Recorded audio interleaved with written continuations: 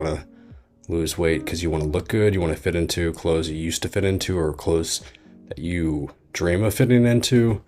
You also might want to lose weight for, kind of long-term health reasons, to avoid, heart disease, stroke, certain types of cancer. The diet books that I really wanted to cover, most people assume that when you get Alzheimer's or many forms of dementia, that your brain, is kind of a function of the genes, and, you either get the good genes or you get the bad genes, and it's just like a lottery, have no control over it.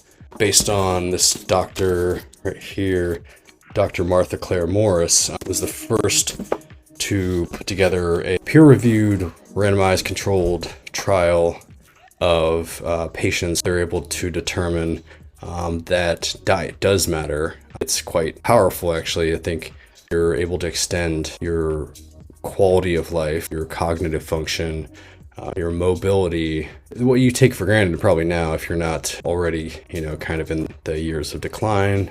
These can be heavily modified, up to 8 more years of living how you want to live instead of kind of being a victim of your own body. I went through and, it's a scoring system, and I listed, as you can see here, handwritten,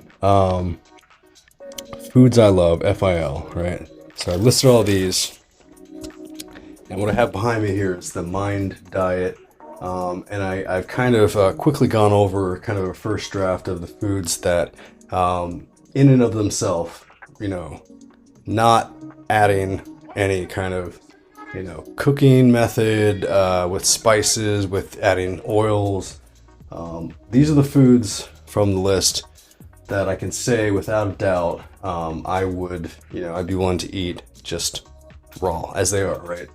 Salmon, obviously with sushi that would be sashimi, but even smoked salmon, which I really like, as long as it's the highest quality source possible from Alaska, sockeye, wild caught. Cashews, raw cashews, blueberries. If you can get them organic, great. If not, just wash them. Same for strawberries, raspberries, olive oil that says the date that it was harvested, lentils, mushrooms, onions, sweet potato, ginger, corn, wild rice, and Ezekiel bread. Those are all kind of the short list foods that I always want to have in stock when it comes down to actually accounting for what you eat, not just what you buy at the grocery store or you let go bad. What you actually eat, on a consistent basis is, kind of the foundation for this study. So, it's one thing to know what to eat in order to prevent neurodegenerative diseases like Alzheimer's and other forms of dementia.